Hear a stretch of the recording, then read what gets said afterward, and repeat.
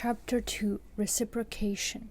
The old give and take and take. Pay every debt as if God wrote the bill. Ralph Waldo Emerson. A few years ago, a university professor tried a little experiment. He sent Christmas cards to a sample of perfect strangers. Although he expected some reaction, the response he received was amazing. Holiday cards addressed to him came pouring back from the people who had never met nor heard him. The great majority of those who returned a card never inquired into the identity of the unknown professor. They received his holiday greeting card, click and whir. They automatically sent one in return. While small in scope, this study nicely shows the action of one of the most potent of the weapons of influence around us, the rule for reciprocation.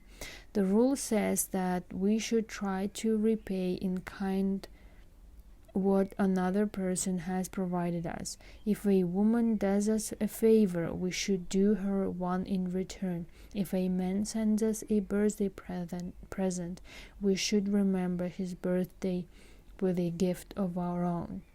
If a couple invites us to a party, we should be sure to invite them to one of ours. By virtue of the reciprocity rule, then, we are obligated to the future repayment of favors, gifts, invitations, and the like. So typical is it for indebtedness to accompany the receipt of such things that a term like much obligated has become a synonym for thank you, not only in the English language but in others as well.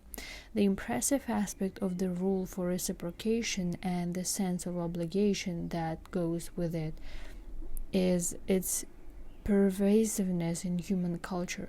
It's so widespread that after intensive study, sociologists such as Alvin Goldner can report that there is no human society that doesn't subscribe to the rule, and within each society it seems pervasive also. It permits exchanges of every kind. Indeed, it may well be that a developed system of indebtedness flowing from the rule for reciprocation is a unique property of human culture. The noted archaeologist Richard Leakey ascribes the essence of what makes us human to the reciprocity system. We are human because our ancestors learned to share their food and their skills in an honored network of obligation, he says.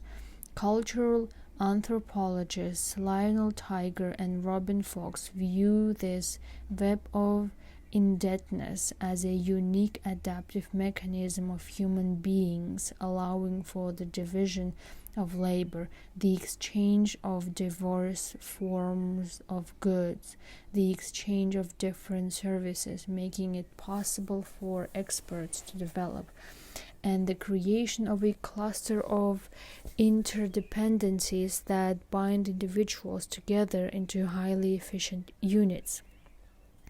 It's the future orientation inherent in a sense of obligation that is critical to its ability to produce social advances of the sort described by Tiger and Fox. A widely shared and strongly held feeling of future obligation made an enormous difference in human social evolution, because it meant that one person could give something, for example, food, energy, care, to another with confidence that it was not being lost. For the first time in evolutionary history, one individual could give away any of a variety of resources without actually giving them away. The result was the lowering of the natural inhibitions against transactions that must be begun by one person's providing personal resources to another. Sophisticated and coordinated systems of aid, gift giving, defense, and trade became possible, bringing immense benefit to the societies that possessed them. With such clearly adaptive consequences for the culture, it's not surprising that the rule for reciprocation is so deeply implanted in us by the process of socializations we all undergo.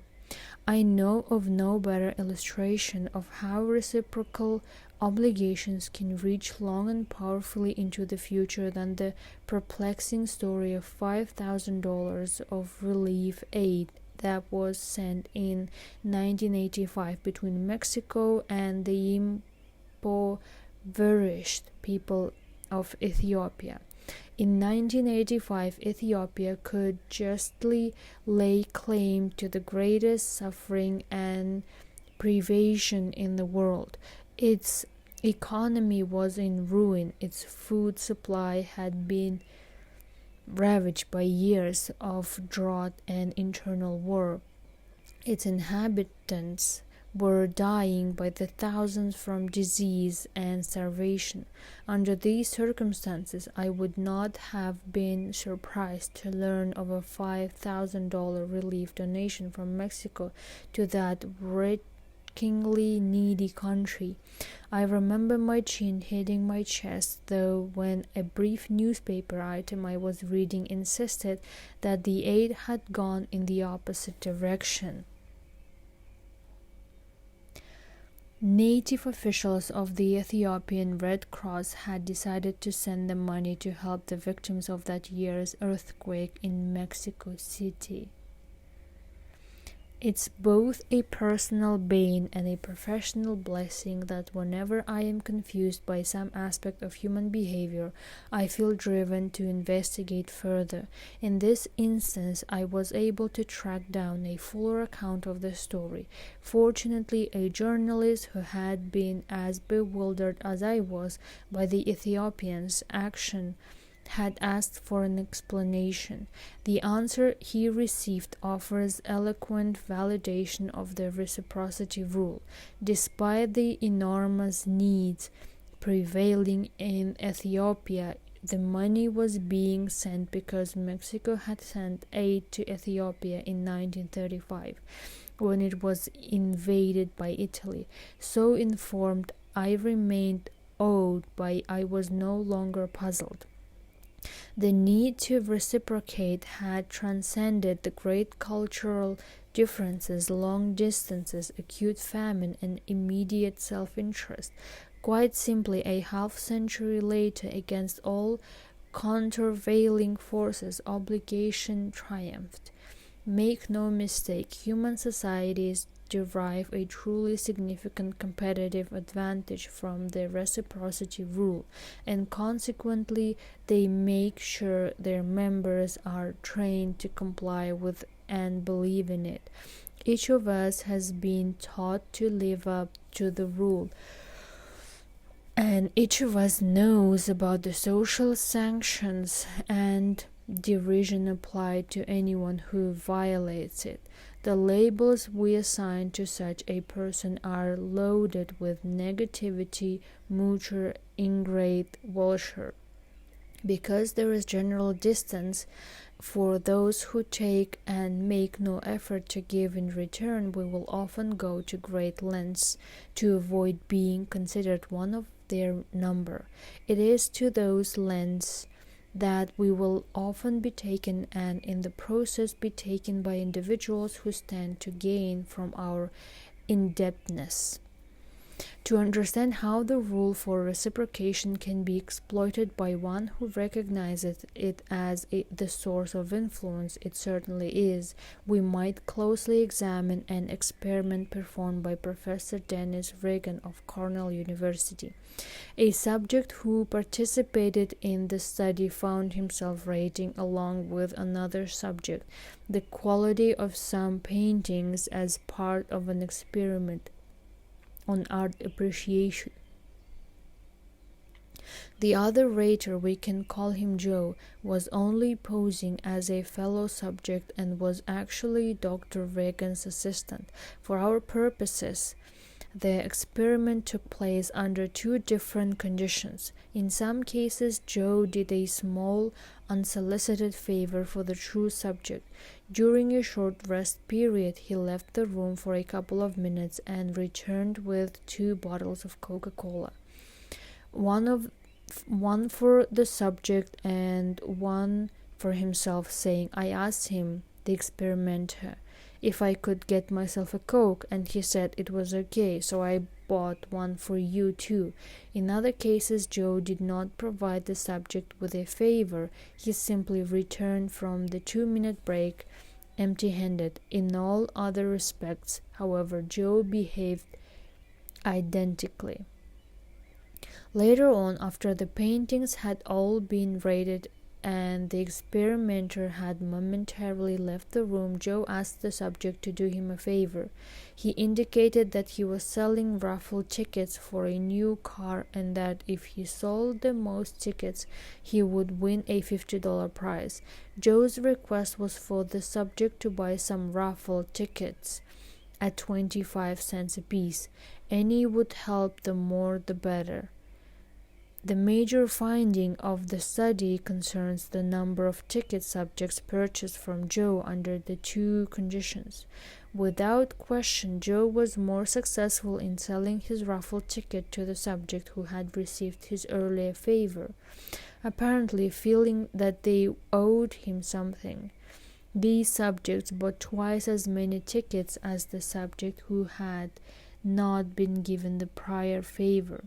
Although the Reagan study represents a fairly simple demonstration of the working of the rule of reciprocation, it illustrates several important characteristics of the rule that, upon further consideration, help us to understand how it may be profitably used. The rule is overpowering. One of the reasons reciprocation can be used so effectively as a device for gaining another's compliance as its power, the rule possesses awesome strengths, often producing a yes response to a request that, except for an existing feeling of indebtedness, would have surely been refused. Some evidence of how the rule's force can overpower the influence of other factors that normally determine whether a request will be complied with can be seen in a second result of the Reagan study. Besides his interest in the impact of the reciprocity rule on compliance, Reagan was also interested in how liking for a person affects the tendency to comply with that person's request. To measure how liking toward Joe affected the subject's decisions to buy his raffle tickets, Reagan had them fill out several rating scales indicating how much they liked Joe. He then compared their liking responses with the number of tickets they had purchased from Joe. There was a significant tendency for subjects to buy more raffle tickets from Joe the more they liked him. But this alone is hardly a startling finding. Most of us would have guessed that people are more willing to do a favor for someone they like. The interesting thing about the Reagan experiment, however, is that the relationship between liking and compliance was completely wiped out in the condition under which subjects had been given a Coke by Joe. For those who owed him a favor, it made no difference whether they liked him or not. They felt a sense of obligation to repay him, and they did. The subjects in that condition who indicated that they disliked Joe bought just as many of his tickets as did those who indicated that they liked him. The rule for reciprocity was so strong that it simply overwhelmed the influence of a factor, liking for the requester, that normally affects the decision to comply. Think of the implications.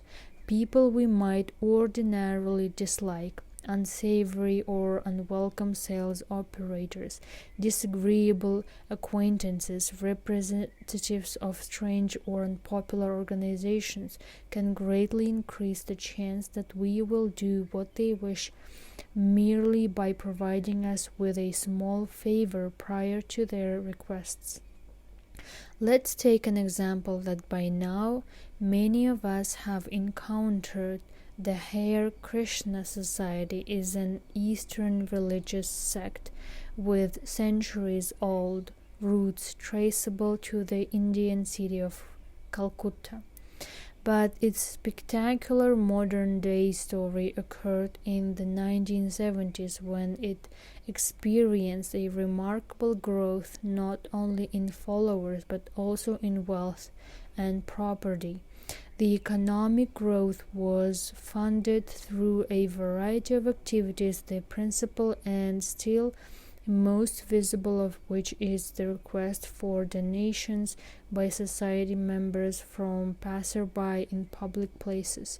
During the early history of the group in this country, the solicitation for contributions was attempted in a fashion memorable for anyone who saw it.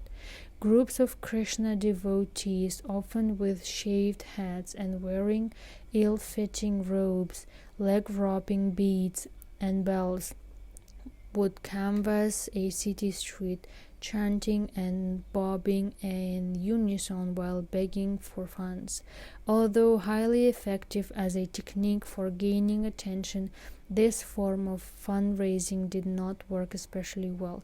The average American considered the Krishnas weird, to say the least, and was reluctant to provide money to support them. It quickly became clear to the society that it had a considerable public relations problem. The people being asked for contribution did not like the way the members looked, dressed, or acted. Had the society been an ordinary commercial organization, the solution would have been simple: change the things the public doesn't like. But the Krishnas are a religious organization, and the way members look, dress, and act is partially tied to religious factors. Because in any denomination, religious factors are typically resistant to change because of worldly considerations, the Krishna leadership was faced with a real dilemma. On the one hand were beliefs, modes of dress, and hairstyles that had religious significance. On the other hand, threatening the organization's financial welfare were the less than positive feelings of the American public toward these things. What's a sect to do? The Krishna's resolution was brilliant. They switched to a fundraising tactic that made it unnecessary for target persons to have positive feelings towards the fundraisers. They began to employ a donation request procedure that engaged the rule for reciprocation, which, as demonstrated by the Reagan study, is strong enough to overcome the factor of dislike for the requester. The new strategy still involves the solicitation of contributions in public places with much pedestrian traffic. Airports are a favorite, but now before a donation is requested, the target person is given a gift, a book, usually the Bhagavad Gita, the Back to Godhead magazine of the society, or in the most cost-effective version, a flower. The unsuspecting passerby would suddenly find a flower pressed into his hands or pinned to his jacket, is under no circumstances allowed to give it back, even if he asserts that he does not want it. "No, it's our gift to you," says the solicitor, refusing to accept it. Only after the Krishna member has thus brought the force of the reciprocation rule to bear on the situation is the target asked to provide a contribution to the society. This benefactor before beggar strategy has been widely successful for the Hare Krishna society, producing large-scale economic gains and funding the ownership of temples, businesses, houses, and property in 321 centers in the United States and overseas. As an aside, it's instructive that the reciprocation rule has begun to outlive its usefulness for the Krishnas, not because the rule itself is any less potent societally, but because we have found ways to prevent the Krishnas from using it on us. After once falling victim to their tactic, many travelers are not alert to the presence of robed Krishna society solicitors in airports and train stations, adjusting their paths to avoid an encounter and preparing beforehand to ward off a solicitor's gift. Although the society has tried to counter this increased vigilance by instructing members to be dressed and groomed in modern styles to avoid immediate recognition when soliciting, some actually carry flight bags or suitcases. Even disguise has not worked especially well for the Krishnas. Too many individuals now know better than to accept unrequested offering in public places like airports. Furthermore, airport administrators have initiated a number of procedures designed to forewarn us of the Krishna's true identity and intent. Thus, it's now common airport practice to restrict the Krishna's soliciting activity to certain areas of the airport and to announce through signs and the public address system that the Krishnas are soliciting there. It's a testament to the societal value of reciprocation that we have chosen to fight the Krishnas mostly by seeking to avoid rather than to withstand the force of their gift-giving. The reciprocity rule that empowers their tactic is too strong and socially beneficial for us to want to violate it.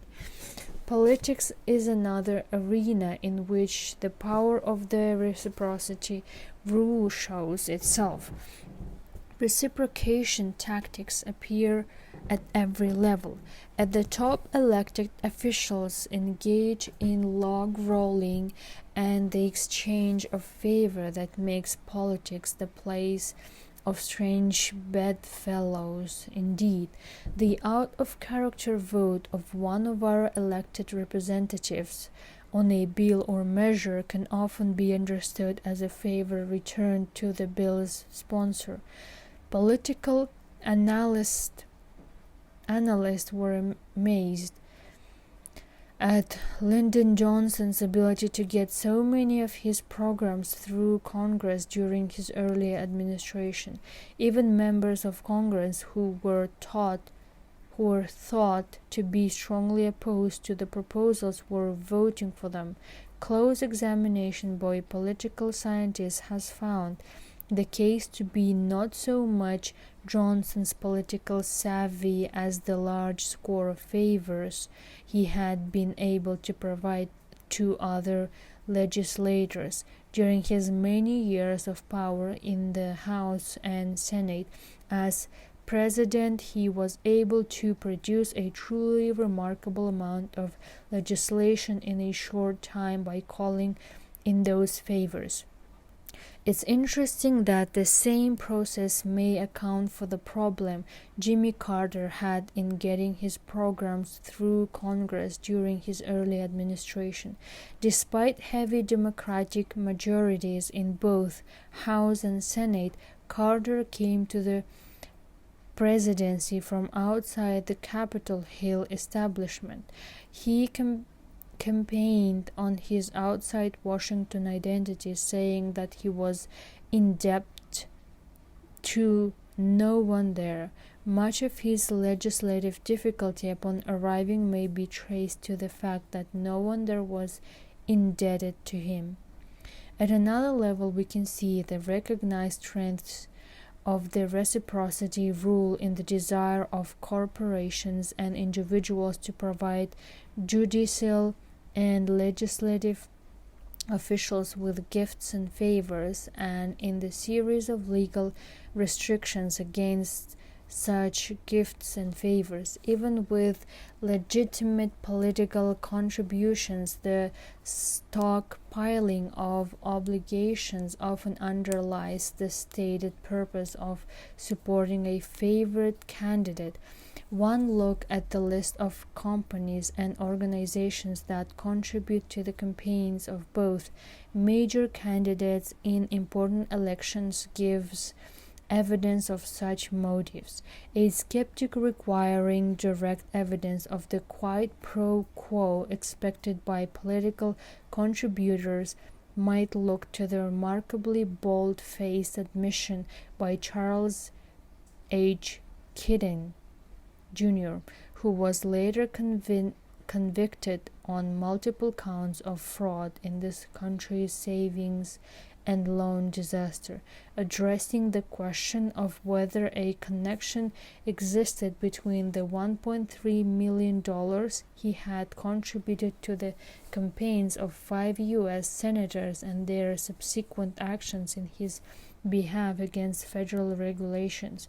He asserted, "I want to say in the most forceful way I can, I certainly hope so." At the grassroots level, local political organizations have learned that the principal way to keep their candidates in office is to make sure they provide a wide range of little favors to the voters. The ward heelers of many cities still operate effectively in this fashion, but ordinary citizens are not alone in trading political support for small personal favors. During the 1992 presidential primary campaign, actress Sally Kellerman was asked why she was lending her name and efforts to the candidacy of Democratic hopeful Jerry Brown. Her reply, 20 years ago, I asked 10 friends to help me move. He was the only one who showed up. Of course, the power of reciprocity can be found in the merchandising fields as well, although the number of possible examples is large. Let's examine a pair of familiar ones deriving from the free sample. As a marketing technique, the free sample has a long and effective history. In most instances, a small amount of the relevant product is provided to potential customers for the stated purpose of allowing them to try it to see if they like it. And certainly, this is a legitimate desire of the manufacturer to expose the public to the qualities of the product. The beauty of the free sample, however, is that it's also a gift and as such can engage the reciprocity rule. In true jiu-jitsu fashion, the promoter who gives free samples can release the natural indebting force inherent in a gift while innocently appearing to have only the intention to inform. A favorite place for free samples is the supermarket, where customers are frequently provided with small cubes of a certain variety of cheese or meat to try. Many people find it difficult to accept a sample from the always smiling attendant, return only the toothpick and walk away. Instead, they buy some of the product, even if they might not have liked it especially well. A highly effective variation on this marketing procedure is illustrated in the case cited by Vance Packard in The Hidden Persuaders of the Indiana supermarket operator who sold an astounding 1,000 pounds of cheese in a few hours one day by putting out the cheese and inviting customers to cut off slivers for themselves as free samples. A different version of the free sample tactic is used by the Amway Corporation, a rapid growth company that manufactures and distributes household and personal care products in a vast national network of door-to-door neighborhood sales. The company, which has grown from a basement-run operation a few years ago to a $1.5 billion yearly sales business, makes use of the free sample in a device called the Bug. The Bug consists of a collection of Amway products, bottles of furniture, polish, detergent or shampoo, spray, containers of deodorizers, insect killers, or window cleaners, carried to the customer's home in a specially designed tray or just a polyethylene bag. The confidential Amway Courier Manual then instructs the salesperson to leave the Bug with the customer for 24, 48, or 72 hours, at no cost or obligation to her. Just tell her you would like her to try the products. That's an offer no one can refuse. At the end of the trial period, the Amway representative returns and picks up orders for those of the products the customer wishes to purchase. Since few customers use up the entire contents of even one of the product containers in such a short time, the salesperson may then take the remaining products portions in the Bug to the next potential customer down the line or across the street and start the process again. Many Amway representatives have several Bugs circulating in their districts at one time. Of course, by now you and I know that the customer who has accepted and used the Bug products has been trapped into facing the influence of the reciprocity rule. Many such customers yield to a sense of obligation to order those of the salesperson's products that they have tried and thereby partially consumed. And of course, by now the Amway Corporation knows that to be the case, even in company with as excellent a growth record as Amway, the Bug device has created a big stir. Reports by state distributors to the parent company record a remarkable effect. Unbelievable. We've never seen such excitement. Product is moving at an unbelievable rate and we've only just begun. Local distributors took the Bugs and we've had an unbelievable increase in sales from Illinois distributor. The most fantastic retail idea we've ever had. On the average, customers purchased about half the total amount of the Bug when it's picked up. In one word, tremendous. We've never seen a response within our entire organization like this. From Massachusetts distributor. The Amway distributors appear to be bewildered, happily so, but nonetheless bewildered, by the startling power of the Bug. Of course, by now you and I should not be. The reciprocity rule governs many situations of a purely interpersonal nature where neither money nor commercial exchange is at issue. Perhaps my favorite illustration of the enormous force available from the reciprocation weapon of influence comes from such a situation. The European scientist Ibisfeld provides the account of a German soldier during World War I, whose job was to capture enemy soldiers for interrogation.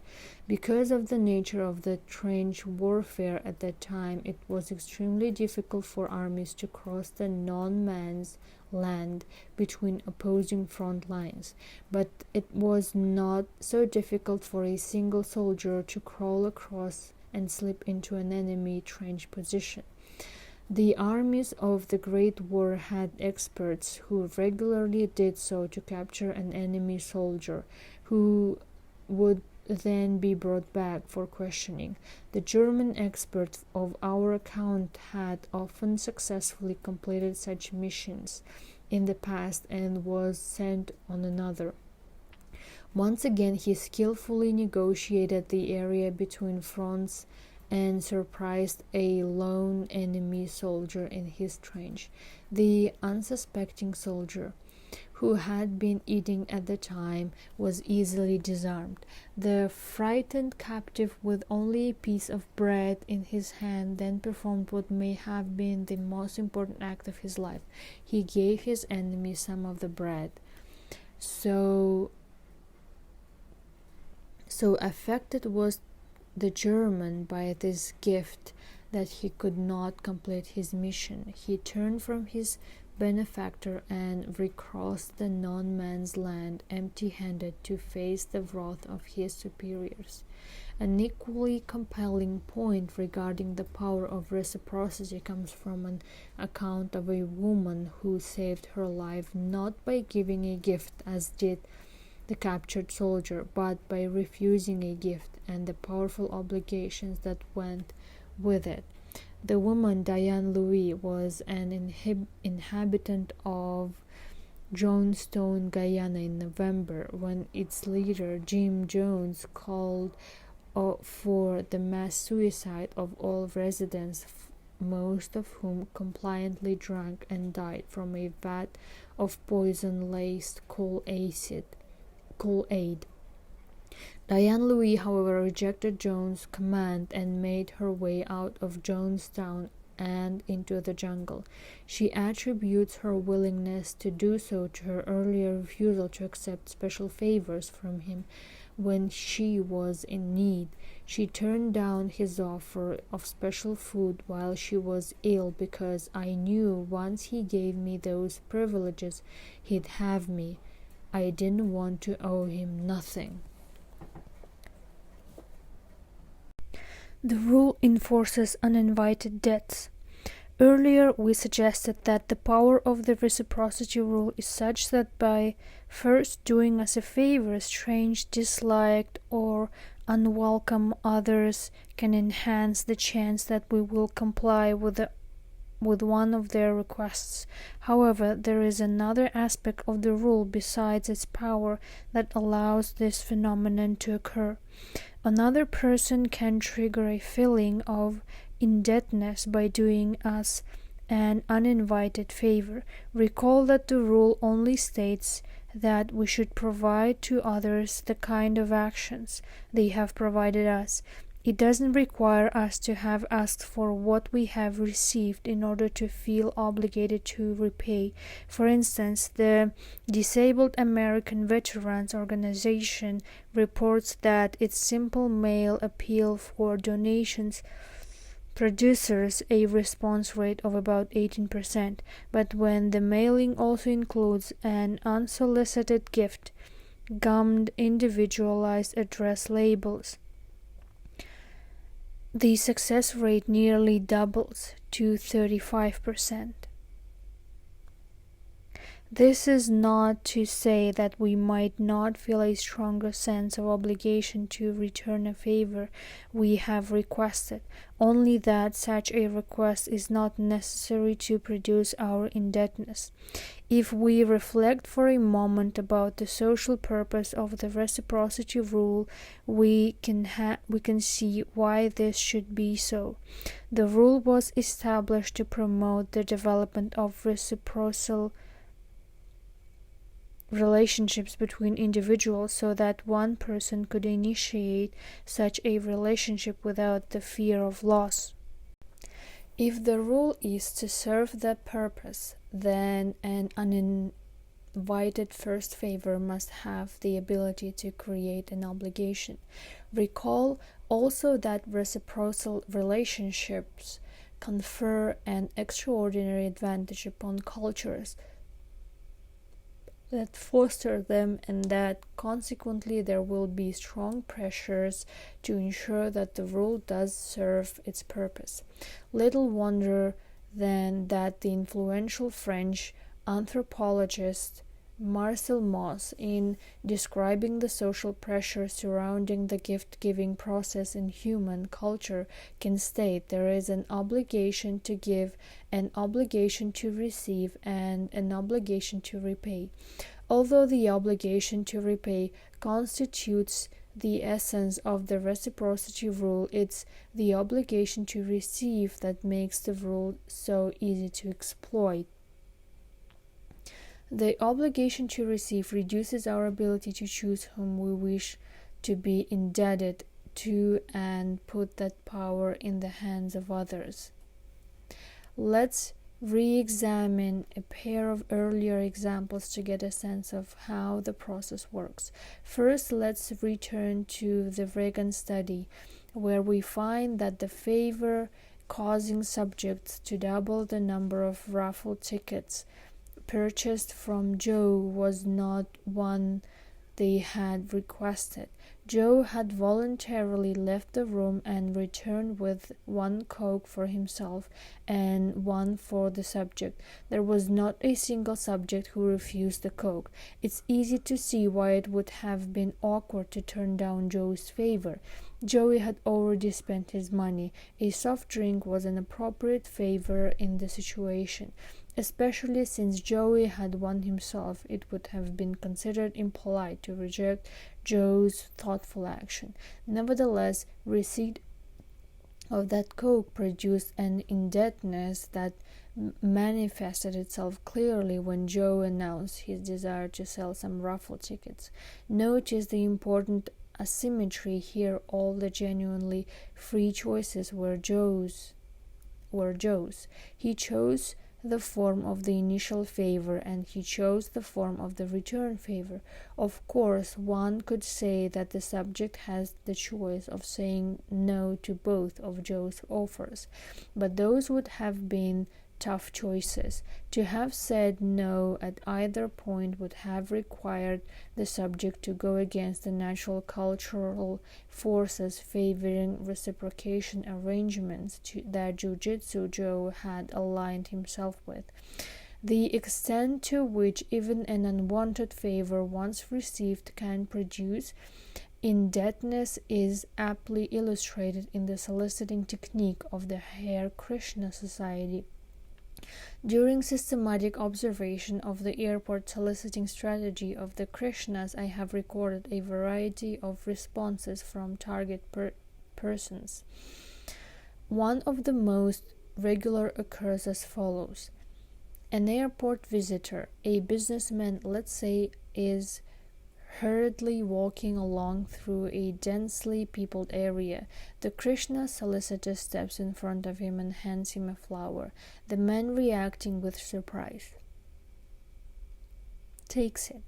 Almost immediately, he tries to give it back, saying that he doesn't want the flower. The Krishna member responds that it is a gift from the Krishna Society and that it is the man's to keep. However, a donation to further the society's good works would be appreciated. Again, the target protests, "I don't want this flower. Here, take it." And again, the solicitor refuses. "It's our gift to you, sir." There is visible conflict on the businessman's face. Should he keep the flower and walk away without giving anything in return, or should he yield to the pressure of the deeply ingrained reciprocity rule and provide a contribution? By now, the conflict has spread from his face to his posture. He leans away from his benefactor, seemingly about to break free, only to be drawn back again by the pull of the rule. Once more his body tilts away, but it's no use. He cannot disengage. With a nod of resignation, he fishes in his pocket and comes up with $1 or $2 that is graciously accepted. Now he can walk away freely, and he does, gift in hand, until he encounters a waste container where he throws the flower. Purely by accident, I happen to witness a scene that demonstrates that the Krishnas know very well how frequently their gifts are unwanted by the people who receive them. While spending a day observing a soliciting Krishna group at Chicago's O'Hare International Airport, A few years ago, I noticed that one of the group members would frequently leave the central area and return with more flowers to resupply her companions. As it happened, I had decided to take a break just as she was leaving on one of her supply missions. Having nowhere to go, I followed. Her journey turned out to be a garbage road. She went from trash can to trash can beyond the immediate area to retrieve all the flowers that had been discarded by Krishna targets. She then returned with a cache of recovered flowers, some that had been recycled who knows how many times, and distributed them to be profitably cycled through the reciprocation process once more. The thing that really impressed me about all this was that most of the discarded flowers had brought donations from the people who had cast them away.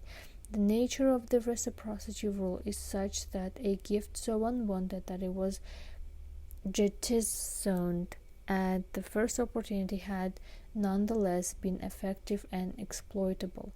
The ability of uninvited gifts to produce feelings of obligation is recognized by a variety of organizations besides the Krishnas. How many times have each of us received small gifts through the mail, personalized address labels, greeting cards, key rings from charity agencies that ask for funds in an accompanying note? I have received 5 in just the past year, 2 from disabled veterans groups and the others from missionary schools or hospitals. In each case there was a common thread in the accompanying message. The goods that were enclosed were to be considered a gift from the organization, and any money I wished to send should not be regarded as payment, but rather as a return offering. As the letter from one of the missionary programs stated, the packet of greeting cards I had been sent was not to be directly paid for, but was designed to encourage your kindness. If we look past the obvious tax advantage, we can see a reason why it would be beneficial for the organization to have the cards viewed as a gift instead of merchandise. There is a strong cultural pressure to reciprocate a gift, even an unwanted one, but there is no such pressure to purchase an unwanted commercial product. The rule can trigger unfair exchanges. There is yet another feature of the reciprocity rule that allows it to be exploited for profit. Paradoxically, the rule developed to promote equal exchanges between partners, yet it can be used to bring about decidedly unequal results. The rule demands that one sort of action be reciprocated with a similar sort of action. A favor is to be met with another favor. It is not to be met with neglect, and certainly not with attack. But within the similar action boundaries, considerable flexibility is allowed.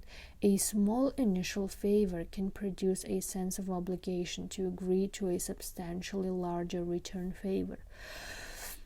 Since, as we have already seen, the rule allows one person to choose the nature of the indebting first favor and the nature of the debt-canceling return favor, we could easily be manipulated into an unfair exchange by those who might wish to exploit the rule. Once again, we can turn to the Reagan experiment for evidence. Remember in that study that Joe gave one group of subjects a bottle of Coca-Cola as an initiating gift, and later asked all subjects to buy some of his raffle tickets at 25 cents apiece. What I have so far neglected to mention is that the study was done in the late 1960s, when the price of a Coke was a dime. The average subject who had been given a 10-cent drink bought 2 of Joe's raffle tickets, although some bought as many as 7. Even if we look just at the average subject, though we can tell that Joe made quite a deal, a 500% return on investment is respectable indeed. But in Joe's case, even a 500% return amounted to only 50 cents. Can the reciprocity rule produce meaningfully large differences in the sizes of the exchanged favors? Under the right circumstances, it certainly can. Take, for instance, the account of a student of mine concerning a day she remembers ruefully. About 1 year ago, I couldn't start my car. As I was sitting there, a guy in the parking lot came over and eventually jump-started the car. I said thanks, and he said you're welcome as he was leaving. I said that if he ever needed a favor to stop by. About a month later, the guy knocked on my door and asked to borrow my car for 2 hours as he was in the shop. I felt somewhat obligated but uncertain, since the car was pretty new and he looked very young. Later I found out that he was underage and had no insurance. Anyway, I lent him the car. He totaled it.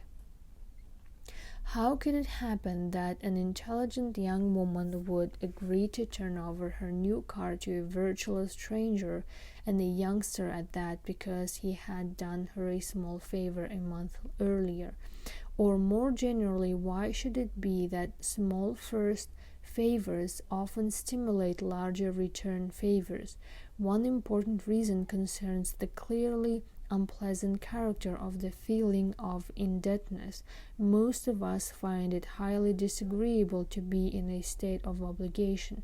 It weighs heavily on us and demands to be removed. It's not difficult to trace the source of this feeling, because reciprocal arrangements are so vital in human social systems. We have been conditioned to be uncomfortable when beholden. If we were to ignore breezily the need to return another's initial favor, we would stop one reciprocal sequence dead and would make it less likely that our benefactor would do such favors in the future. Neither event is in the best interest of society. Consequently, we are trained from childhood to chafe emotionally under the saddle of obligation. For this reason alone, then we may be willing to agree to perform a larger favor than we received, merely to relieve ourselves of the psychological burden of debt.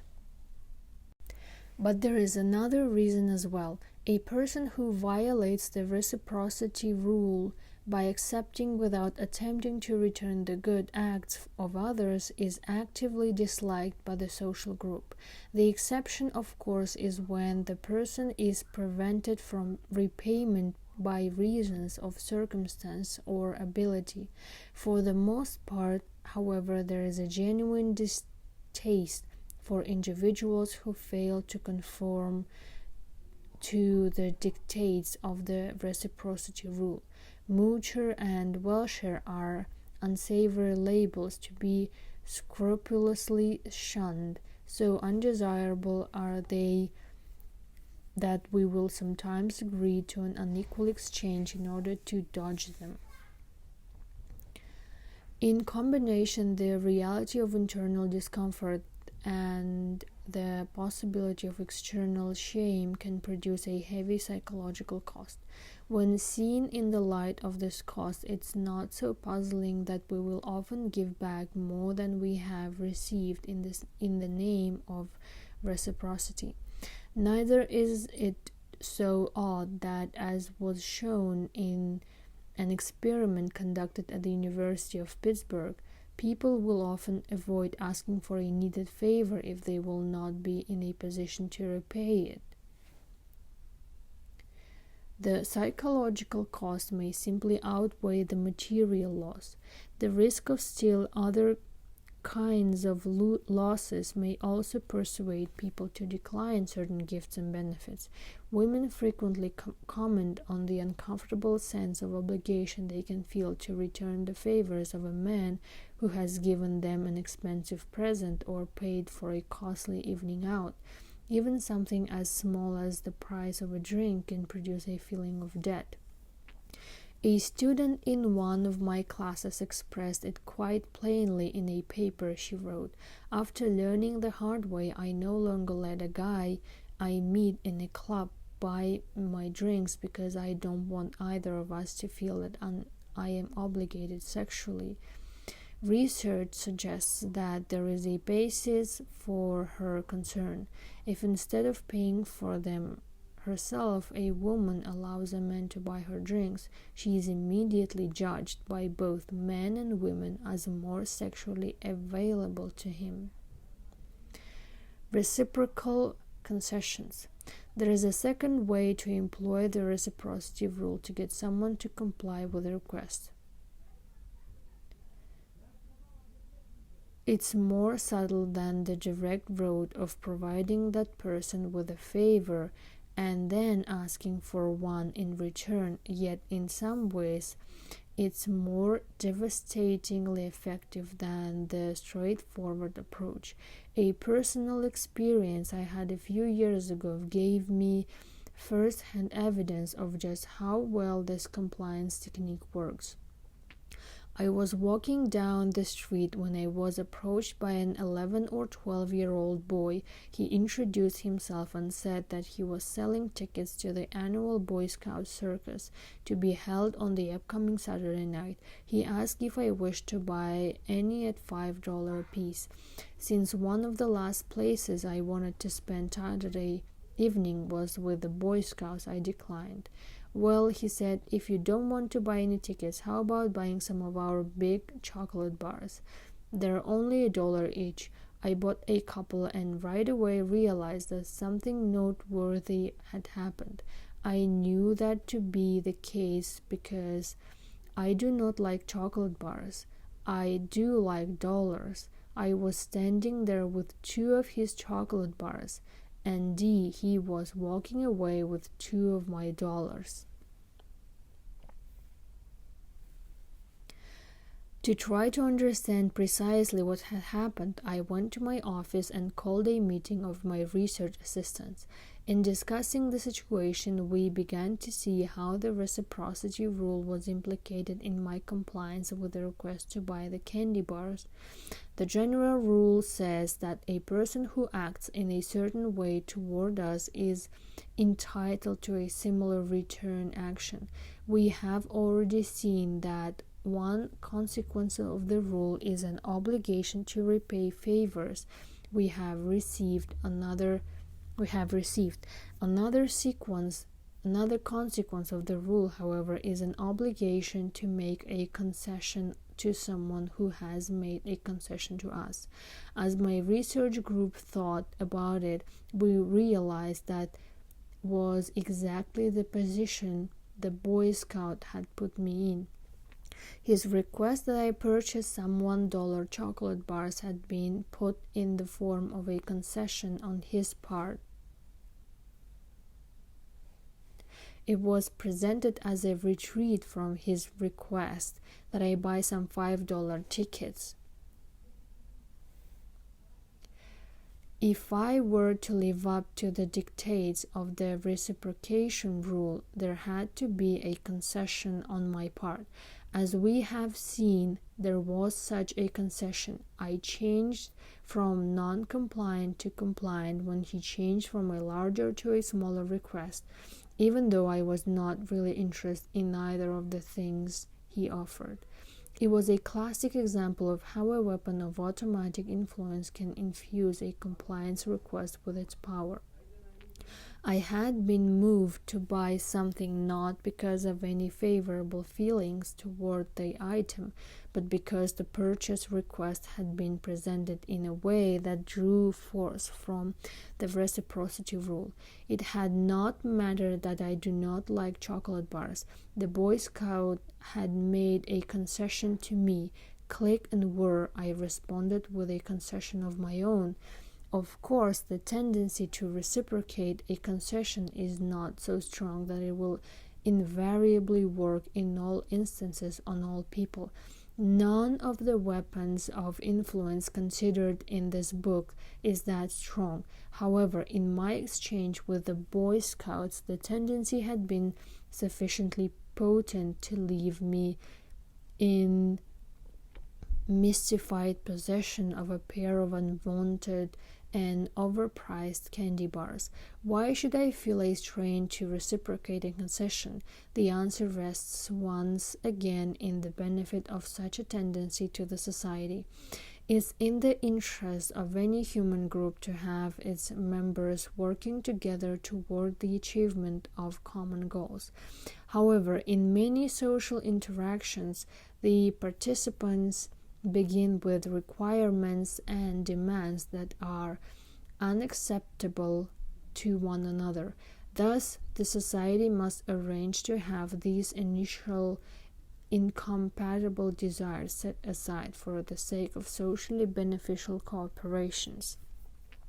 This is accomplished through procedures that promote compromise. Mutual concession is one important such procedure. The reciprocation rule brings about mutual concession in two ways. The first is obvious. It pressures the recipient of an already made concession to respond in kind. The second, while not so obvious, is pivotally important. Just as in the case of favors, gifts, or aid, the obligation to reciprocate a concession encourages the creation of socially desirable arrangements by ensuring that anyone seeking to start such an arrangement will not be exploited. After all, if there were no social obligation to reciprocate a concession, who would want to make the first sacrifice? To do so would be to risk giving up something and getting nothing back. However, with the rule in effect, we can feel safe making the first sacrifice to our partner, who is obligated to offer a return sacrifice. Because the rule for reciprocation governs the compromise process, it's possible to use an initial concession as part of a highly effective compliance technique. The technique is a simple one that we can call the rejection then retreat technique. Suppose you want me to agree to a certain request. One way to increase your chances would be first to make a larger request of me, one that I will most likely turn down. Then after I have refused, you would make the smaller request that you were really interested in all along.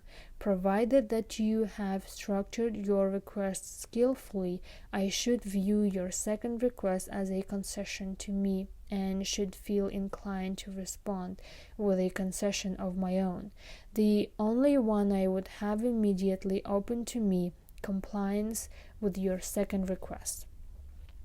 Was that how the Boy Scout got me to buy his candy bars?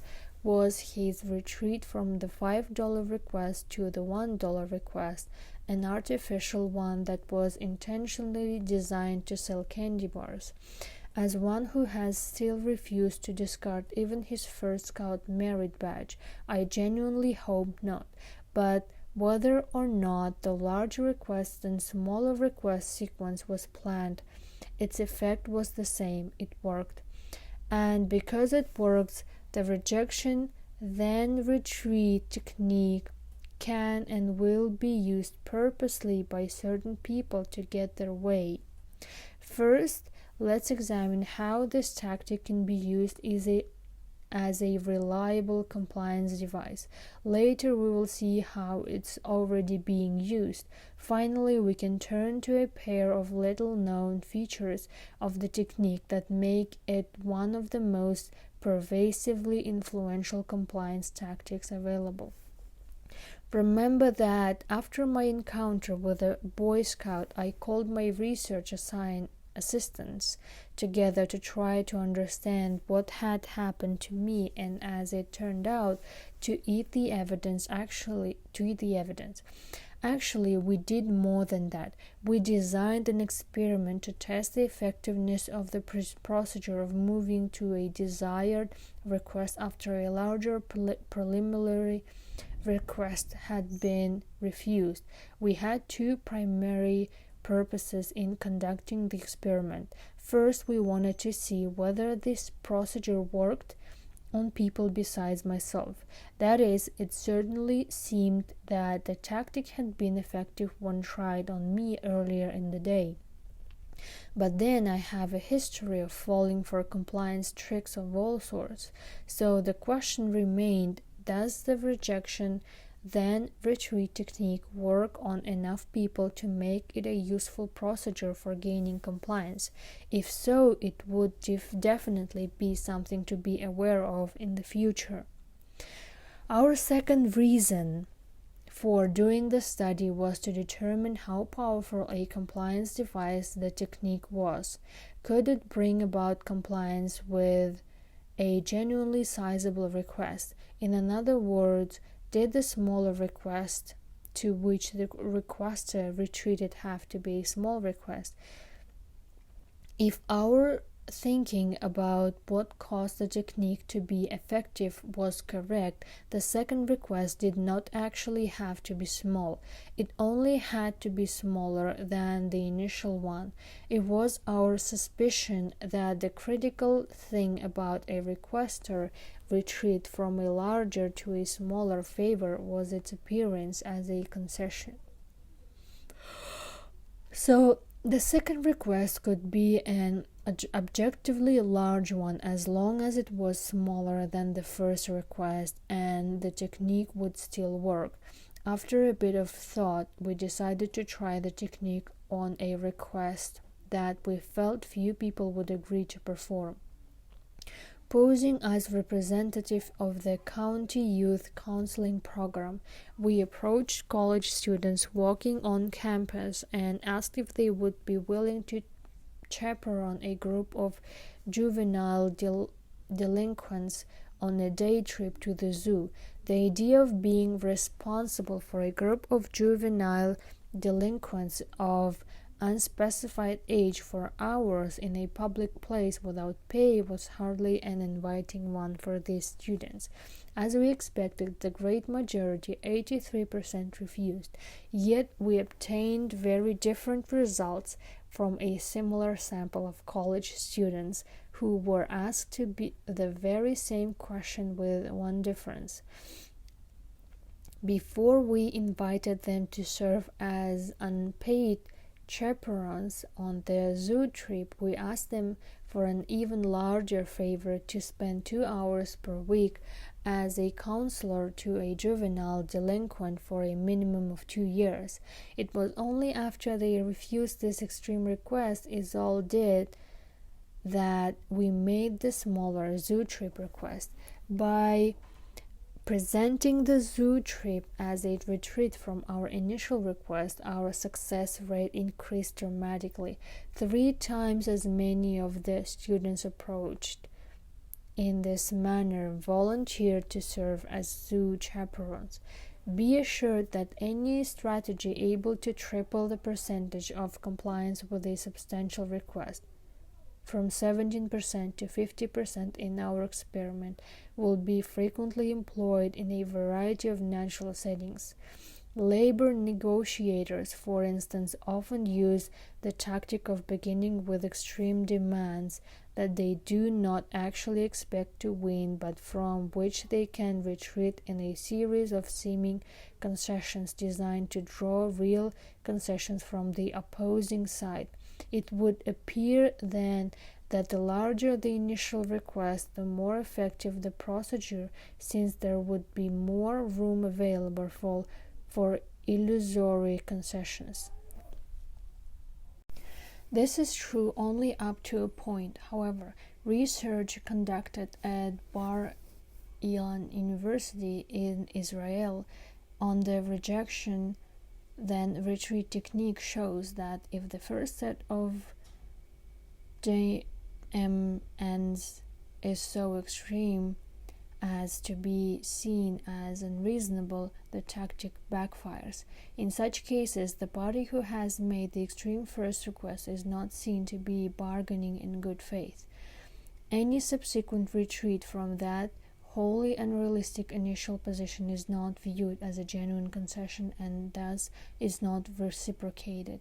The truly gifted negotiator, then, is one whose initial position is exaggerated enough to allow for a series of reciprocal concessions that will yield a desirable final offer from the opponent, yet is not so outlandish as to be seen as illegitimate from the start. It seems that certain of the most successful television producers, such as Grant Thinker and Gary Marshall, are masters of this art in their negotiations with network censors. In a candid interview with TV Guide writer Dick Russell, both admitted to deliberately inserting lines into scripts that a censor sure to axe, so that they could then retreat to the lines they really wanted included. Marshall appears especially active in this regard. Consider, for example, the following quotes from Russell's article. But Marshall not only admits his tricks, he seems to revel in them. On one episode of his then top-rated Laverne and Shirley series, for example, he says, we had a situation where Sprigg is in a rush to get out of his apartment and meet some girls upstairs. He says, will you hurry up before I lose my lust? But in the script we put something even stronger, knowing the censors would cut it. They did. So we asked innocently, well, how about lose my lust? That's good, they said. Sometimes you gotta go at them backwards. On the Happy Days series, the biggest censorship fight was over the word virgin. That time, says Marshall, I knew we'd have trouble, so we put the word in 7 times, hoping they'd cut 6 and keep 1. It worked. We used the same pattern again with the word pregnant. I witnessed another form of the rejection then retreat technique in my investigation of door-to-door sales operations. These organizations used a less engineered, more opportunistic version of the tactic. Of course, the most important goal for a door-to-door salesperson is to make the sale. However, the training programs of each of the companies I investigated emphasized that a second important goal was to obtain from prospects the names of referrals, friends, relatives, or neighbors, or whom we could call. For a variety of reasons we will discuss in Chapter 5, the percentage of successful door-to-door sales increases impressively when the sales operator is able to mention the name of a familiar person who recommended the sales visit. Never as a sales trainee was I taught to get the sales pitch refused, so that I could then retreat to a request for referrals. In several such programs, though, I was trained to take advantage of the opportunity to secure referrals offered by a customer's purchase refusal. Well, if it's your feeling that a fine set of encyclopedias is not right for you at this time, perhaps you could help me by giving me the names of some others who might wish to take advantage of our company's great offer. What would be the names of some of these people you know? Many individuals who would not otherwise subject their friends to a high-pressure sales presentation do agree to supply referrals when their request is presented as a concession from a purchase request they have just refused. We have already discussed one reason for the success of the rejection then retreat technique. It's incorporation of the reciprocity rule. This larger than smaller request strategy is effective for a pair of other reasons as well. The first concerns the perceptual contrast principle we encountered in Chapter 1. That principle accounted for, among other things, the tendency of a man to spend more money on a sweater following his purchase of a suit than before. After being exposed to the price of the large item, the price of the less expensive one appears smaller by comparison. In the same way, the larger than smaller request procedure makes use of the contrast principle by making the smaller request look even smaller by comparison with the larger one. If I want you to lend me $5, I can make it seem like a smaller request by first asking you to lend me $10. One of the beauties of this tactic is that by first requesting $10 and then retreating to $5, I will have simultaneously engaged the force of the reciprocity rule and the contrast principle. Not only will my $5 request be viewed as a concession to be reciprocated, it will also look to you like a smaller request than if I had just asked for it straight away. In combination, the influences of reciprocity and perceptual contrast can present a fearsomely powerful force, embodied in the rejection then retreat sequence. Their conjoined energies are capable of genuinely astonishing effects. It's my feeling that they provide the only really plausible explanation of one of the most baffling political actions of our time. The decision to break into the Watergate offices of the Democratic National Committee that led to the ruin of Richard Nixon's presidency. One of the participants in that decision, Jeb Stuart Magruder, upon first hearing that the Watergate burglars had been caught, responded with appropriate bewilderment. How could we have been so stupid? Indeed, how? To understand how enormously ill-conceived an idea it was for the Nixon administration to undertake the break-in, it's necessary to review a few facts.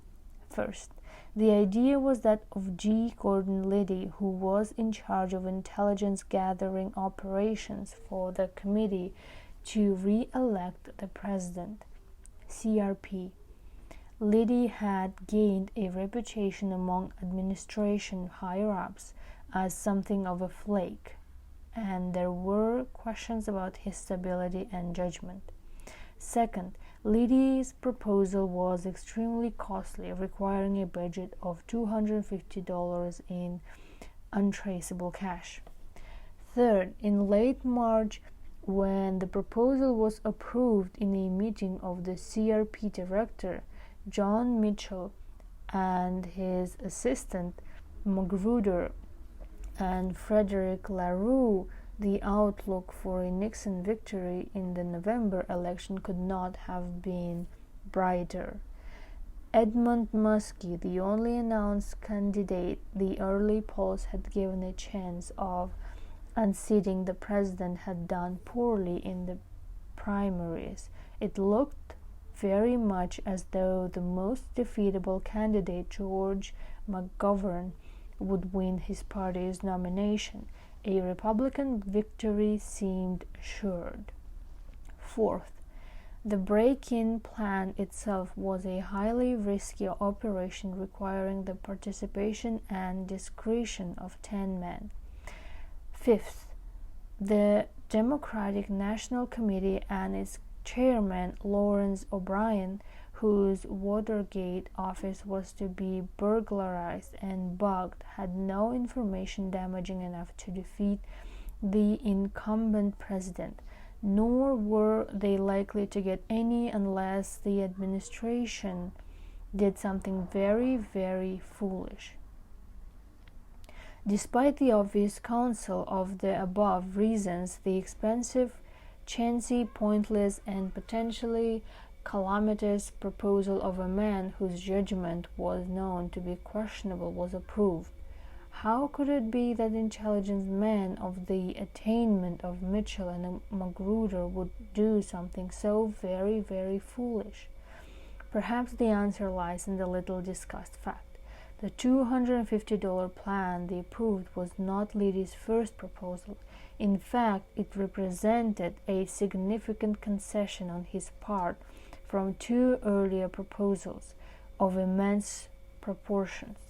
The first of these plans, made 2 months earlier in a meeting with Mitchell, Magruder, and John Dean, described a $1 million program that included, in addition to the bugging of the Watergate, a specially equipped communications chase plane, break-ins, kidnapping and mugging squads, and a yacht featuring high-class call girls to blackmail Democratic politicians.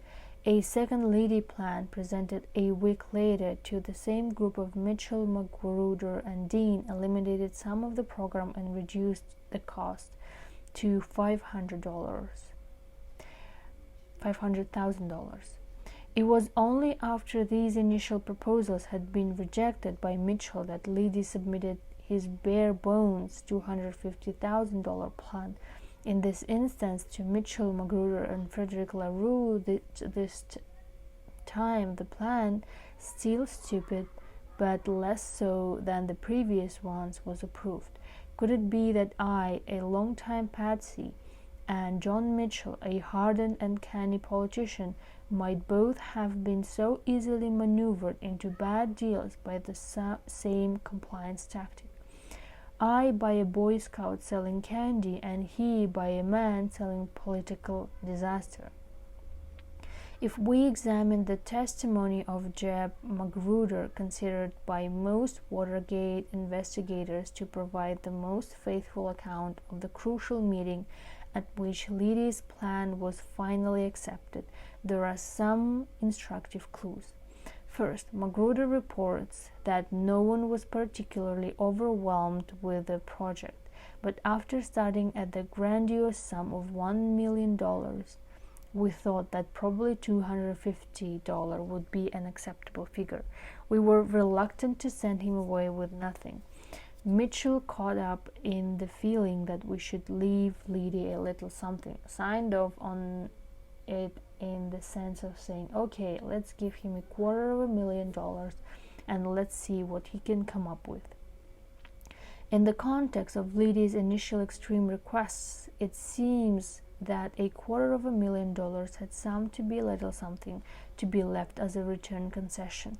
With the clarity afforded by hindsight, Magruder has recalled Liddy's approach in as succinct an illustration of the rejection then retreat technique as I have ever heard. If he had come to us at the outset and said, I have a plan to burglarize and wiretap Larry O'Brien's office, we might have rejected the idea out of hand. Instead, he came to us with his elaborate call girl kidnapping, mugging, sabotage, wiretapping scheme. He had asked for the whole W3 when he was quite content to settle for half or even a quarter. It's also instructive that although he finally deferred to his boss's decision, only one member of the group, Frederick LaRue, expressed any direct opposition to the proposal, saying with obvious common sense, I don't think it's worth the risk. He must have wondered why his colleagues Mitchell and Magruder did not share his perspective. Of course, there could be many differences between LaRue and the other two men that may have accounted for their differing opinions regarding the advisability of Liddy's plan, but one stands out. Of the three, only LaRue had not been present at the prior two meetings, where Liddy had outlined his much more ambitious programs. Perhaps then only LaRue was able to see the third proposal for the clunker that it was, and to react to it objectively, uninfluenced by the reciprocity and perceptual contrast forces acting upon the others. A bit earlier we said that the rejection then retreat technique had, in addition to the reciprocity rule, a pair of other factors working in its favor. We have already discussed the first of those factors, the perceptual contrast principle. The additional advantage of the technique is not really a psychological principle, as in the case of the other two factors. It's more of a purely structural feature of the request sequence. Let's once again say that I wish to borrow $5 from you. By beginning with a $10 request, I really can close. If you agree to it, I will have gotten twice the amount from you I would have settled for. If, on the other hand, you turn down my initial request, I can retreat to the $5 favor that I desired from the outset, and through the action of the reciprocity and contrast principles greatly enhance my likelihood of success. Either way, I benefit. It's a case of heads I win, tails you lose. The clearest utilization of this aspect of the larger than smaller request sequence occurs in the retail store sales practice of talking the top of the line. Here the prospect is invariably shown the deluxe model first. If the customer buys, there is frosting on the store's cake. However, if the customer declines, the salesperson effectively counter offers with a more reasonably priced model. Some proof of the effectiveness of this procedure comes from a report in Sales Management magazine, reprinted without comment in Consumer Reports. If you were a billiard table dealer, which would you advertise, the $329 model or the $3,000 model? The chances are you would promote the low price item and hope to trade the customer up when he comes to buy. But G. Warren Kelly, new business promotion manager at Brunswick, says you could be wrong. To prove his point, Kelly has actual sales figures from a representative store.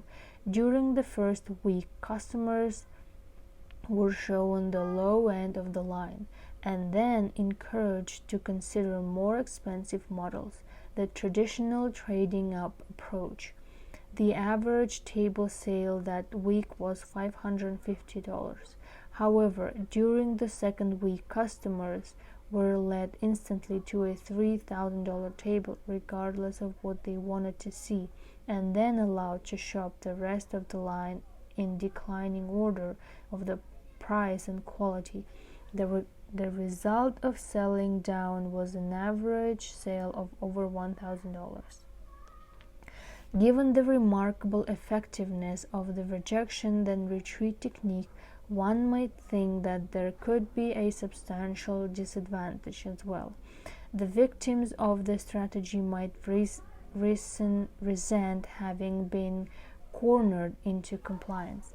The resentment could show itself in a couple of ways. First, the victim might decide not to live up to the verbal agreement made with the requester.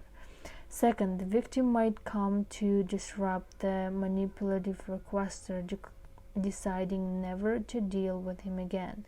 If either or both of these events occurred with any frequency, a requester would want to give serious second thought to the use of the rejection then retreat procedure. Research indicates, however, that these victim reactions do not occur with increased frequency when the rejection then retreat technique is used. Somewhat astonishingly, it appears that they actually occur less frequently. Before trying to understand why this is the case, let's first look at the evidence. A study published in Canada throws light on the question of whether a victim of the rejection then retreat tactic will follow through with the agreement to perform the requester's second favor. In addition to recording whether target persons said yes or no to the desired request to work for 2 unpaid hours one day in a community mental health agency, This experiment also recorded whether they showed up to perform their duties as promised. As usual, the procedure of starting with a larger request to volunteer for 2 hours of work per week in agency for at least 2 years produced more verbal agreement to the smaller retreat requests, 76%, than did the procedure of asking for the smaller request alone, 29%. The important result, though, concerned the show-up rate of those who volunteered, and again, the rejection then retreat procedure was the more effective one, 85 versus 50%. A different experiment examined whether the rejection then retreat sequence caused the victims to feel so manipulated that they would refuse any further requests. In this study, the targets were college students who were each asked to give a pint of blood as part of the annual campus blood drive. One group of targets was first asked to give a pint of blood every 6 weeks for a minimum of 3 years. The other targets were asked only to give the single pint of blood. Those of both groups who agreed to give a pint of blood and who later appeared at the blood center were then asked if they would be willing to give their phone number so they could be called upon to donate again in the future. Nearly all the students who were about to give a pint of blood as a result of a rejection then retreat technique agreed to donate again later, 84%, while less than half of the other students who appeared at the blood center did so, 43%. Even for future favors, the rejection then retreat strategy proved superior.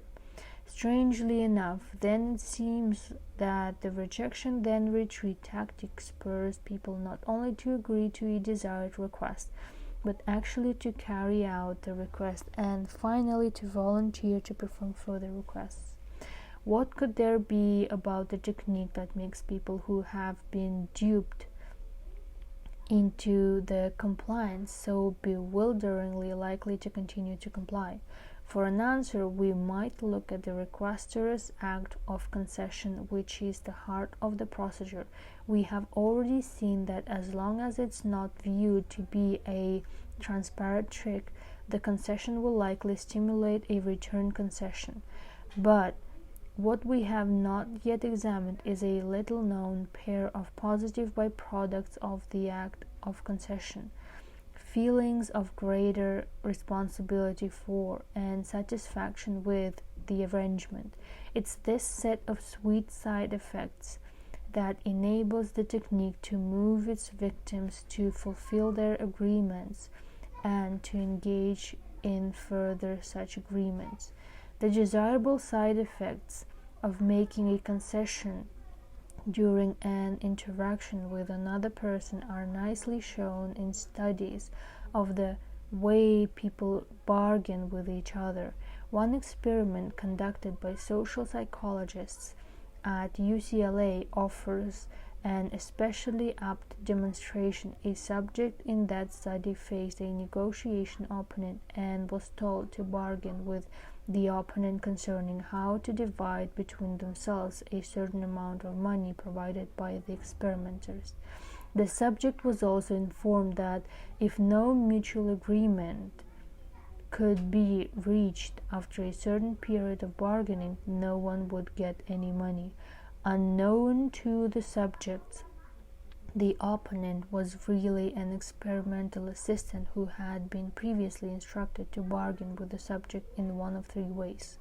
With some of the subject, the opponent made an extreme first demand, assigning virtually all of the money to himself, and stubbornly persisted in that demand throughout the negotiations.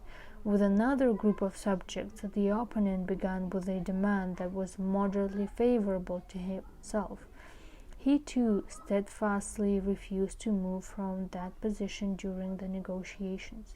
With a third group, the opponent began with the extreme demand and then gradually retreated to the more moderate one during the course of the bargaining.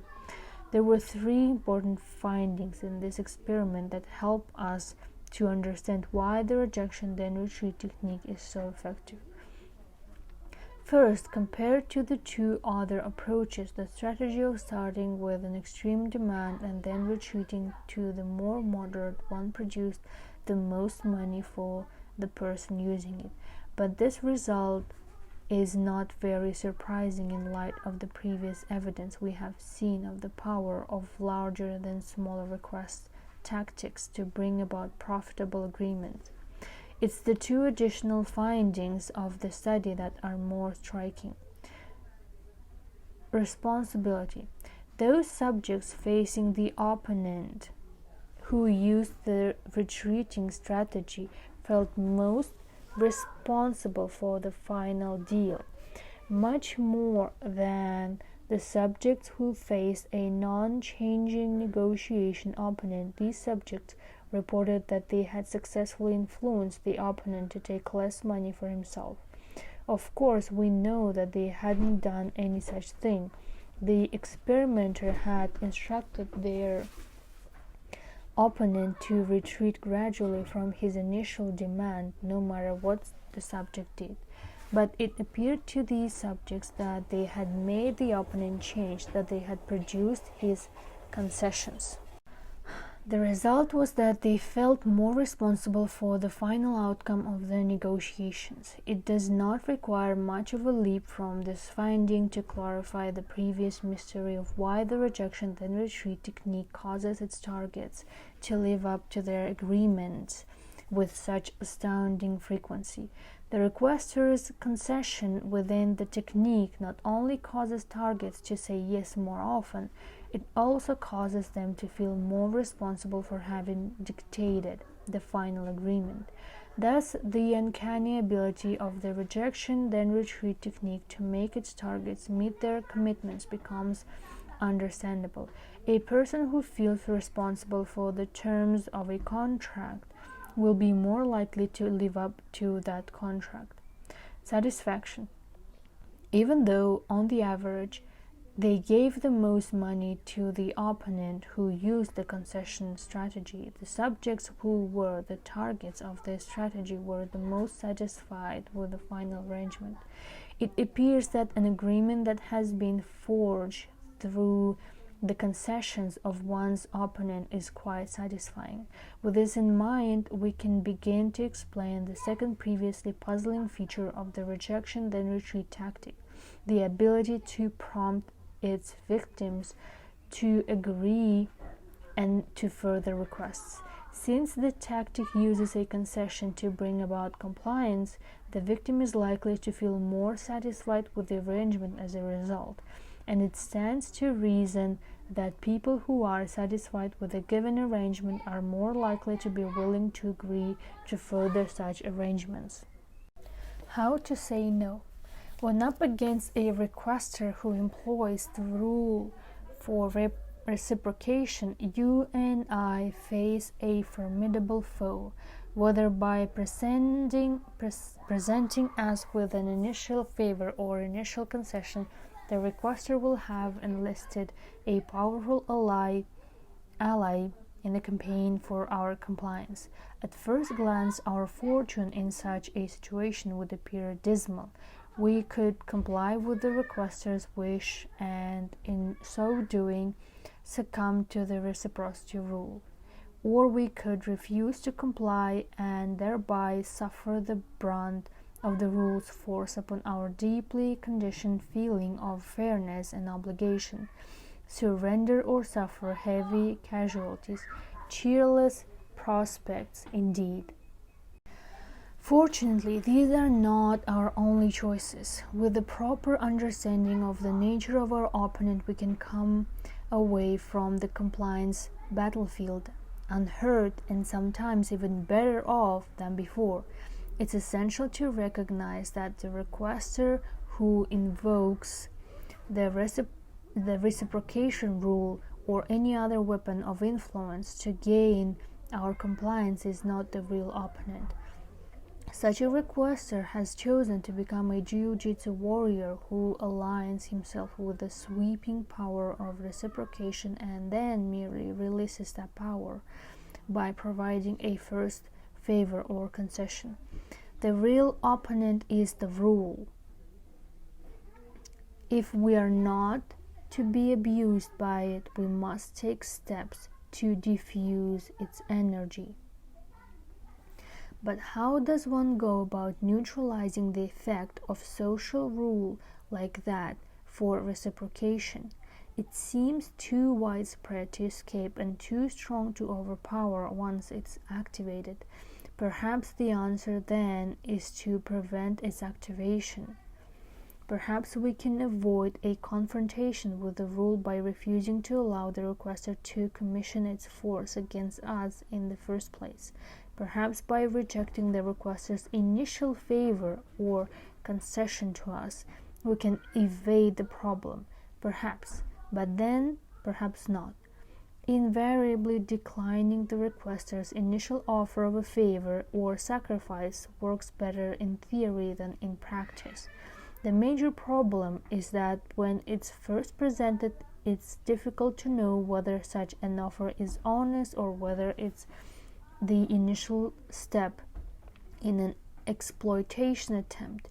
If we always assume the worst, it would not be possible to receive the benefits of any legitimate favors or concessions offered by individuals who had no intention of exploiting the reciprocity rule. I have a colleague who remembers with anger how his 10-year-old daughter's feelings were terribly hurt by a man whose method of avoiding the jaws of the reciprocity rule was to refuse abruptly her kindness. The children of her class were hosting an open house at school for their grandparents, and her job was to give a flower to each visitor entering the school grounds. But the first man she approached with the flower growled at her, "Keep it." Not knowing what to do, she extended it towards him again, only to have him demand to know what he had to give in return. When she replied weakly, "Nothing, it's a gift," he fixed her with a disbelieving glare, insisted that he recognized her game, and brushed on past. The girl was so stung by the experience that she could not approach anyone else, and had to be removed from her assignment, one she had anticipated fondly. It's hard to know whom to blame more here, the insensitive man or the exploiters who had abused his mechanical tendency to reciprocate a gift until his response had soared to a mechanical refusal. No matter whom you find more blameworthy, the lesson is clear. We will always encounter authentically generous individuals as well as many people who try to play fairly by the reciprocity rule rather than to exploit it. They will doubtless become insulted by someone who consistently rejects their efforts. Social friction and isolation could well result. A policy of blanket rejection then seems ill-advised. Another solution holds more promise. It advises us to accept the desirable first offers of others, but to accept those offers only for that they fundamentally are not for what they are represented to be. If a person offers us a nice favor, let's say, we might well accept, recognizing that we have obligated ourselves to a return favor sometime in the future. To engage in this sort of arrangement with another is not to be exploited by that person through the rule for reciprocation. Quite the contrary, it's to participate fairly in the honored network of obligation that has served us so well, both individually and societally, from the dawn of humanity. However, if the initial favor turns out to be a device, a trick, an artifice designed specifically to stimulate our compliance with a larger return favor, that is a different story. Here our partner is not a benefactor, but a profiteer, and it's here that we should respond to his action on precisely those terms. Once we have determined that his initial offer was not a favor but a compliance tactic, we need only react to it accordingly to be free of its influence. As long as we perceive and define his action as a compliance device instead of a favor, he no longer has the reciprocation rule as an ally. The rule says that favors are to be met with favors. It does not require that tricks be met with favors. A practical example may make things more concrete. Let's suppose that a woman phoned one day and introduced herself as a member of the Home Fire Safety Association in your town. Suppose she then asked if you would be interested in learning about home fire safety, having your house checked for fire hazards, and receiving a home fire extinguisher, all free of charge. Let's suppose further that you were interested in these things and made an evening appointment to have one of the association's inspectors come over to provide them. When he arrived, he gave you a small hand extinguisher and began examining the possible fire hazards of your home. Afterwards, he gave you some interesting, though frightening, information about general fire dangers, along with an assessment of your home's vulnerability. Finally, he suggested that you get a home fire warning system and left. Such a set of events is not implausible. Various cities and towns have non-profit associations, usually made up of fire department personnel working on their own time, that provide free home fire safety inspections of this sort. Were these events to occur, you would clearly have been done a favor by the inspector. In accordance with the reciprocation rule, you should stand more ready to provide a return favor if you were to see him in need of aid at some point in the future. An exchange of favors of this kind would be in the best tradition of the reciprocity rule.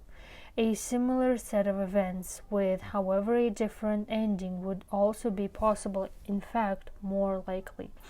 Rather than leaving after recommending a fire alarm system, the inspector would launch into a sales presentation intended to persuade you to buy an expensive, heat-triggered alarm system manufactured by the company he represented. Door-to-door home fire alarm companies will frequently use this approach. Typically, their product, while effective enough, will be overpriced. Trusting that you will not be familiar with the retail costs of such a system, and that if you decide to buy one, you will feel obligated to the company that provided you with a free extinguisher and home inspection, these companies will pressure you for an immediate sale. Using this free information and inspection gambit, fire protection sales organizations have flourished around the country. If you were to find yourself in such a situation, with the realization that the primary motive of the inspector's visit was to sell you a costly alarm system, your most effective next action would be a simple private maneuver. It would involve the mental act of redefinition. Merely define whatever you have received from the inspector extinguisher, safety information, hazard inspection, not as gift, but as sale devices, and you will be free to decline or accept his purchase offer without even a tag from the reciprocity rule. A favor rightly follows a favor, not a piece of sales strategy. If he subsequently responds to your refusal by proposing that you at least give him the names of some friends he might call on, use your mental maneuver on him again. Define his retreat to this smaller request as what it's hoped after reading this chapter you recognize it to be a compliance tactic. Once done, there would be no pressure to offer the names as a return concession, since his reduced request would not be viewed as a real concession. At this point, unhampered by an inappropriately triggered sense of obligation, you may once again be as compliant or non-compliant as you wish. Provided you are so inclined, you might even turn his own weapon of influence against him. Recall that the rule for reciprocation entitles a person who has acted in a certain way to a dose of the same thing. If you have determined that the fire inspector's gifts were used not as genuine gifts but to make a profit from you, then you might want to use them to make a profit of your own. Simply take whatever the inspector is willing to provide, safety information, home extinguisher, thank him politely, and show him out the door. After all, the reciprocity rule asserts that if justice is to be done, exploitation attempts should be exploited. Reader's report from a former TV and stereo salesperson. For quite a while, I worked for a major retailer in their television and stereo department. Salespeople in this department are paid on a commission basis. However, continued employment was and still is based on the ability to sell service contracts rather than merchandise. Company policy was that for every 10 sales you made, you had to sell at least 4 service contracts. Failure to bring your service contract sales up to expected levels for 2 consecutive months resulted in threats, relocation, or termination. Once I recognized the importance of meeting my sales contract quota, I devised a plan that used the rejection then retreat technique, although I didn't know its name at the time. A customer had the opportunity to buy from 1 to 3 years worth of service contract coverage at the time of the sale. Most of the sale staff attempted just to sell a single-year policy. That was my intention as well, since a 1-year contract counted just as much toward my quota as a 3-year contract did. Initially, however, when making my sales pitch, I would advocate the longest and most expensive plan, realizing that most people would not be willing to spend that much, about $140. But this gave me an excellent opportunity later, after being rejected in my sincere attempt to sell the 3-year plan, to retreat to 1-year extension and its relatively small $34.95 price, which I was thrilled to get. This provided highly effective as a sold sales contracts to an average of 70% of my customers, who seemed very satisfied with the purchase, while others in my department clustered around 40%. I never told anyone how I did it until now. Notice how, as is usually the case, use of the rejection then retreat tactic engages the action of the contrast principle as well. Not only did the 140 initial request make the $34.95 request seem like a retreat, it made that second request seem smaller too.